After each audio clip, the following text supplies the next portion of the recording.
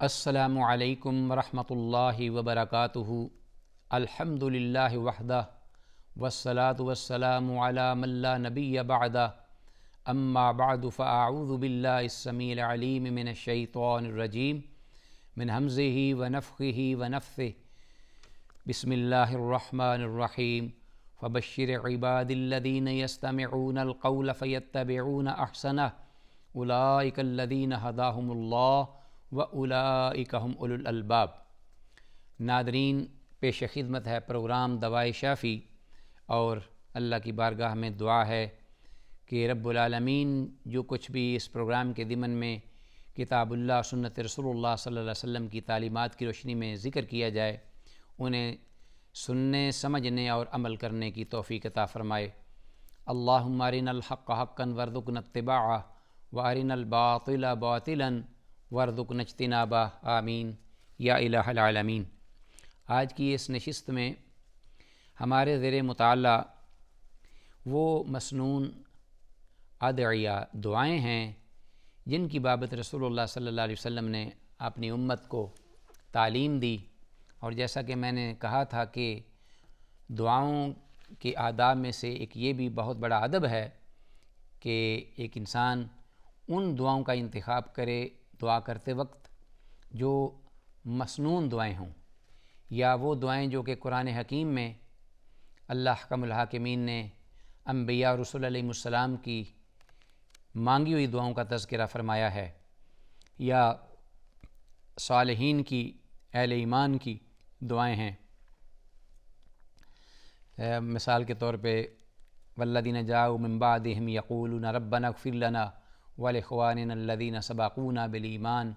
ولا تجعل فی قلوبنا غلا للذین آمنوا ربنا انک رؤوف رحیم۔ یہ اور اس قسم کی دیگر دعائیں جو اہل ایمان کی ذکر ہوئی ہیں کتاب اللہ میں، اور اسی طرح انبیاء رسول کی، یا رسول اللہ صلی اللہ علیہ وسلم نے جو خود ذکر فرمائی ہیں، تو ان میں سے چند ایک کا یہاں علامہ ابن القیم رحمہ اللہ نے اپنی کتاب میں ذکر کیا ہے۔ آتے ہیں ادعیہ ماثورہ، مسنون دعاؤں کے عنوان کے تحت دی گئی ایک اور روایت جس میں اس بات کا ذکر ہے کہ وفی السنن و صحیح ابن حبان، سنن کی کتابوں میں اور صحیح ابن حبان میں بھی، من حدیث انس بن مالک، حضرت انس بن مالک رضی اللہ تعالیٰ عنہ سے یہ حدیث مروی ہے، انہ کان مع رسول اللہ صلی اللہ علیہ وسلم جالساً، کہ وہ یعنی حضرت انس بن مالک رسول اللہ صلی اللہ علیہ وسلم کے ساتھ خدمت اقدس میں حاضر تھے، ورجل یصلی، اور ایک آدمی پاس ہی جو کہ نماز پڑھ رہا تھا رسول اللہ صلی اللہ علیہ وسلم کے پاس، ثم دعا، نماز پڑھنے کے بعد اس نے فارغ ہوا اور دعا کی، فقال، اور ان الفاظ کا ذکر کیا، اللہم انی اسألک، کہ اے میرے الہ، میرے پروردگار، یقیناً میں آپ سے سوال کرتا ہوں، بأن لک الحمد، کہ یقیناً تیرے ہی لیے یا تیری ذات کو ہی سزاوار ہے ہر قسم کی حمد و تعریف و ستائش، لا الہ الا انت المنان، کوئی معبود برحق نہیں تیرے علاوہ، تیری ذات منان ہے، بہت زیادہ حد سے بڑھ کر بار بار اپنی مخلوق پر احسان کرنے والی اور انہیں نعمتوں سے نوازنے والی، بدیع السماوات والارض، زمین اور آسمان کے خالق، علی غیر مثال سابق، یعنی ایسے خالق کہ جن کی کوئی اس سے پہلے مثال نہیں تھی، کوئی نمونہ نہیں تھا، ماڈل نہیں تھا، اور اے اللہ تو نے زمین و آسمان کو پہلی بار پیدا فرمایا، یا ذا الجلال والاکرام، اے جلالت، شان و شوکت اور عزت و احترام والی ذات، یا ذا الجلال والاکرام، یا حی یا قیوم، اے ہمیشہ ہمیشہ کے لیے زندہ رہنے والی ذات اور ہمیشہ ہمیشہ کے لیے قائم و دائم ذات، اے میرے مالک۔ تو یہ الفاظ تھے جو کہ بار بار اس آدمی جو کہ نماز کے بعد دعا کر رہا تھا اور اس کی زبان پہ تھے، رسول اللہ صلی اللہ علیہ وسلم یہ اس کی دعا اور الفاظ سن رہے تھے، تو فرمایا فقال النبی صلی اللہ علیہ وسلم لقد دعا اللہ باسمہ العظیم، کہ اس شخص نے تو اپنے اللہ کو اس کے بڑے ہی بابرکت ناموں سے پکارا ہے، یاد کیا ہے، دعا کی ہے۔ الذی اذا دعی بہ اجاب، ایسے پاکیزہ اور بابرکت نام کہ جن کی وساطت سے، جن کے وسیلے سے وہ ذات اس کو پکارا جائے، دعا کی جائے تو وہ فوراً قبول فرماتا ہے۔ وَإِذَا سُئِلَ بِهِ أَعْطَىٰ، اور جب بھی وہ کوئی چیز مانگا جاتا ہے، سوال کیا جاتا ہے تو وہ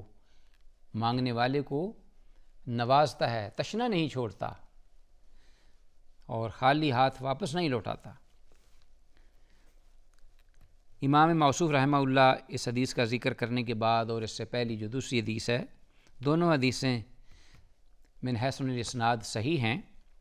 وَأَخْرَجَ الْحَدِيثَيْنِ الْإِمَامُ أَحْمَدُ فِي مُسْنَدِهِ، امام احمد رحمہ اللہ نے بھی ان دونوں احادیث کا اپنی مسند میں ذکر کیا ہے اور دونوں درست ہیں۔ تو ناظرین، ان دونوں روایات میں جو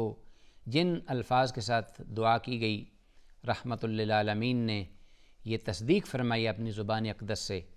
کہ جو ان الفاظ کو استعمال کرتا ہے، اللہ کے اسماء حسنہ یا اسم اعظم، خاص طور پر اللہ کی وحدانیت کے، الوہیت کے، لا الہ الا اللہ، تو یہ خود ایک بہت بڑا ذکر ہے، خود ایک بہت بڑی دعا ہے، اللہ کا اسم اعظم ہے، اور اللہ کی وحدانیت کے اعتراف کے ساتھ، شہادت کے ساتھ آگے اللہ سے دعا ہے کہ بہت بڑا اجر و ثواب کا خود ایک عمل ہے۔ دعا تو ہے ہی، تو لا الہ الا اللہ کے اگر صرف فضائل احادیث میں جو مختلف جگہوں پہ بیان ہوئے ہیں وہ ذکر کیے جائیں تو ان کا احاطہ مشکل ہے۔ یہ ایسا کلمہ ہے، ایسی اس کی قوت اور تاثیر ہے کہ قیامت کے دن اللہ اکبر جو صدق دل سے کہہ دے ایک دفعہ اپنی زندگی میں اس کو، اور اس کے پاس کچھ بھی اعمال میں سے نہیں ہوگا، 99 صحیفے حد نگاہ تک اس ایک انسان کے، گناہگار کے پھیلا دیے جائیں گے، تو وہ مایوس، انتہا درجے کا پریشان، لیکن اللہ احکم الحاکمین فرمائیں گے کہ ایک نیکی تیری ہمارے پاس محفوظ ہے، ہم ان 99 صحیفوں کو جو کہ حد نگاہ تک ہیں لپیٹ کر ایک پلڑے میں رکھیں گے، فی کفتن، اور وہ ایک عمل جو تیرا ہے زبان سے تو نے کیا، صدق دل سے لا الہ الا اللہ، وہ دوسرے پلڑے میں مالت بہن لا الہ الا اللہ۔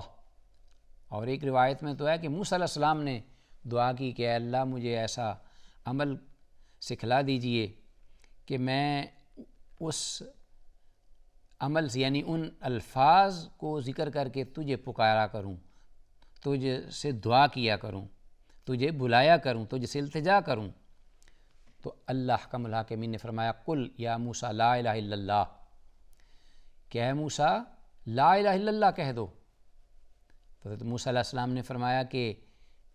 کل عبادک یقولون ھذا، اے اللہ یہ تو سارے تیرے جتنے بھی بندے ہیں یہی کہتے ہیں، تو میں تو چاہ رہا تھا کہ کوئی ایسی دعا یا الفاظ جو کہ پہلے نہ سنے ہوں تو مجھے عطا کرتا۔ تو پھر اللہ احکم الحاکمین نے فرمایا کہ اے موسیٰ اگر یہ ایک پلڑے میں رکھ دیے جائیں اور ایک میں زمین و آسمان، مالت بہن لا الہ الا اللہ، تو یہ پلڑا جو ہے جس میں یہ لا الہ الا اللہ کا کلمہ ہوگا وہ بھاری ہوگا۔ ناظرین، اتنی تاثیر ہے ان کلمات کی، اور ایک صحابی کہتے ہیں کہ آئے اللہ کے رسول صلی اللہ علیہ وسلم کی خدمت میں، کہتے ہیں کہ علمنی دعان اذکرک بہ او لا اسألک عنہ بعدک او غیرک کے الفاظ ہیں کہ علمنی فی الاسلام شیئا، کہ اللہ کے رسول صلی اللہ علیہ وسلم مجھے اسلام کے بارے میں، دین اسلام میں ایسی کوئی مجھے وظیفہ بتا دیجئے، یعنی ایسا گراں قدر مجھے اے اللہ کے رسول صلی اللہ علیہ وسلم ہدیہ عطا کیجیے، تحفہ، کہ اس کے بعد مجھے کسی اور چیز کی ضرورت نہ ہو یا کسی اور سے کچھ کہنے کی جسارت نہ رہے۔ تو آپ صلی اللہ علیہ وسلم نے فرمایا کہ قل لا الہ الا اللہ ثم استقم، کہ پھر لا الہ الا اللہ کہو اور پھر اس پہ ثابت قدم رہو، بس اس سے بڑھ کر کوئی دین و دنیا میں اور نعمت نہیں ہے۔ یہ ان الفاظ کے ساتھ اللہ کو پکارنا، بلانا، رحمت للعالمین نے اس بات کی گارنٹی دی اور شہادت دی کہ ان الفاظ کے ساتھ دعا کی گئی ریجیکٹ نہیں ہوگی۔ اور اسی طرح ناظرین آگے امام موصوف رحمہ اللہ نے جامع ترمذی میں مذکور ایک حدیث کا تذکرہ فرمایا ہے کہ وفی جامع ترمذی من حدیث اسماء بنت یزید، کہ جامع ترمذی میں حضرت اسماء بنت یزید رضی اللہ تعالیٰ عنہ سے مروی ایک روایت ذکر ہوئی ہے کہ ان النبی صلی اللہ علیہ وسلم قال، کہ اللہ کے نبی صلی اللہ علیہ وسلم نے ارشاد فرمایا اسم اللہ الاعظم فی ہاتین الآیتین، کہ اللہ کا یعنی اسم اعظم بڑی قدر و منزلت والا اور عزت والا مقام والا نام ان دو آیات میں ہے یا ذکر ہوا ہے۔ وَإِلَٰهُكُمْ إِلَٰهٌ وَاحِدٌ لَا إِلَٰهَ إِلَّا هُوَ الرَّحْمَٰنُ الرَّحِيمُ، یہ تو سورہ البقرہ کی آیت مبارکہ ہے، اور تمہارا الہ وہ ایک ہی الہ ہے، الہکم الہ واحد، گویا کہ توحید کا بیان ہے اس میں، اور رد ہے ان لوگوں کا کہ جو اللہ کو بھی تو مانتے تھے معبود، لیکن اللہ کے ساتھ دیگر اور بھی انہوں نے معبودان باطلہ بنائے ہوئے تھے۔ پری اسلامک پیریڈ آپ جانتے ہیں کہ 360 کعبہ مشرفہ میں جھوٹے خداؤں کی شکل میں انہوں نے بت تراش کر رکھے ہوئے تھے، تو اللہ کی عبادت اور بندگی تو وہ کرتے تھے لیکن ساتھ انہیں بھی شریک کرتے۔ اللہ شریکن ہوا لکا تملکہ وما ملک، جو حج کے دوران وہ آتے اور تلبیہ پڑھتے تھے، وہ اللہم لبیک لبیک لا شریک لک الا شریکن ہوا لک، سوائے اس شریک جو تیرا شریک ہے تیرے کام میں، وہ پارٹنر ہے، علیاذ باللہ، یہی شرک ہے، الا شریکن ہوا لک تملکہ وما ملک۔ لیکن اس بات کا اعتراف آپ آگے ضرور کرتے تھے کہ وہ جو پارٹنر ہے اس کا تو مالک ہے، وہ تیرا مالک نہیں، وہ تیرا مالک نہیں بلکہ وہ مملوک ہے اور تو اس کا مالک ہے، لیکن ہے تیرے ساتھ، تیرے کام میں وہ شریک۔ تو اس قسم کا شرک تھا، لیکن ناظرین اس بات کا وہ اعتراف آخر میں وہ کر لیتے تھے کہ کائنات کا خالق و مالک و رازق، پروردگار و محافظ، اور عملاً بھی انہوں نے اس بات کا یہ صرف ذہن سے یا زبان سے نہیں ثبوت دیتے تھے کہ وہی خالق ہے، لیکن ساتھ ہی 360 ان کو شریک کر لیتے کہ یہ ان کے پیارے اور محبوب ہیں، ہؤلاء شفعاؤنا عند اللہ، کہ یہ اللہ کے محبوب اور پیارے ہیں، اس لیے یہ اللہ کے پاس ہماری بات رکھتے ہیں، اور اللہ ان کی سنتا ہے، ہماری سنتا نہیں، ہم گناہ گار ہیں، ہم ظالم ہیں، ہم حرام خور ہیں، بد کردار ہیں۔ تو یہ ایک شیطانی وسوسہ ہے بہت بڑا کہ چونکہ ہم گناہ گار ہیں، ہم اللہ سے مانگ نہیں سکتے، تو یہ نیک ہیں اللہ کے، تو یہ ہمارے سفارشی ہیں، اللہ ان کی بات سنتا ہے، تو ہماری جب ہم ان کو پکارتے ہیں تو یہ ہماری سفارش کرتے ہیں، تو اس لیے ہم انہیں پکارتے ہیں وسیلہ بنا کر درمیان میں، علیاذ باللہ۔ تو من اعجب العجائب یہ چیز تھی کہ بلکہ آج کا جو شرک ہے وہ تو یہ ہے کہ جو شخص زندہ ہے وہ تو سنے نہ سنے، جب وہ فوت ہو جاتا ہے اور اس پر مردے کا اطلاق ہونا شروع ہو جاتا ہے کہ یہ مردہ ہے، تو وہ براہ راست سنتا ہے، وہ براہ راست سنتا ہے انسان کی قبر پر جو آتا ہے، لیکن جو سمیع بصیر ہے، لطیف خبیر ہے، خالق ارض و سما ہے، لطیف خبیر ہے،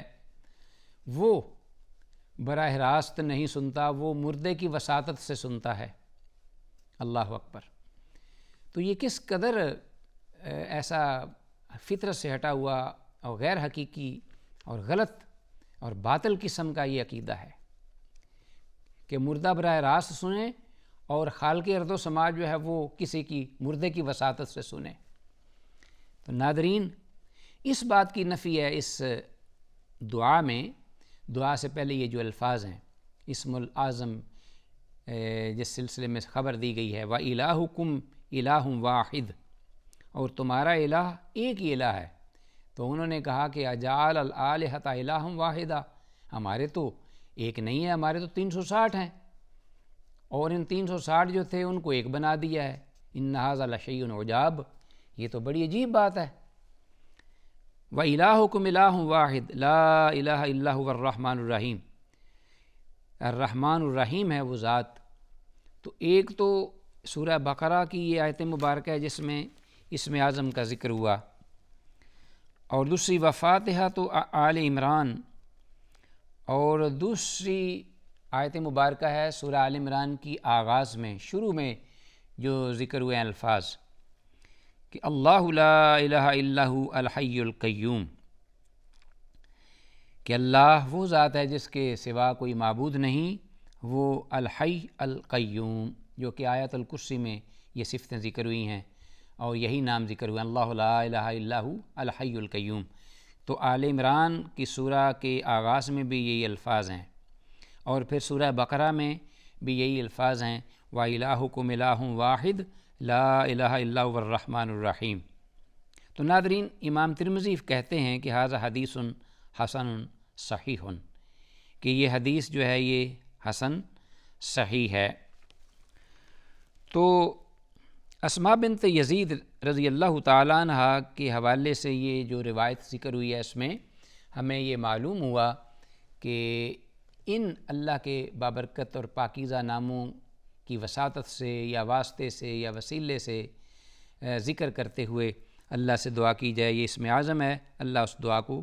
ریجیکٹ نہیں کرتے، رد نہیں فرماتے۔ اسم اللہ اعظم فی ہاتین الآیتین، تو ان کا ذکر کیا، اور اس کے ساتھ آگے مسند احمد کی ایک حدیث ذکر ہوئی ہے، اس کے بارے میں انشاءاللہ ہم بعد میں اپنے پروگرام میں اس کا تذکرہ کرتے ہوئے اپنی گفتگو کو آگے لے کے چلیں گے۔ تو ناظرین، اس عنوان میں امام موصوف رحمہ اللہ نے اس بات کا تذکرہ کیا ہے کہ دعا قبول ہونے میں بہت زیادہ مؤثر ثابت ہوتی ہے جب اللہ کے اسم اعظم کے ساتھ دعا کی جائے، اور وہ اللہ کی وحدانیت کے، توحید کے اسماء ہیں جن کا ذکر ہوا ہے۔ اللہ تعالی ہم سب کو اپنی بارگاہ میں اپنا سوالی مخلص بندہ بننے اور حقیقی دعا کرنے کی، دعائیں کرنے کی توفیق کامل عطا فرمائے۔ وآخر دعوانا ان الحمد للہ رب العالمین۔ السلام علیکم ورحمۃ اللہ وبرکاتہ۔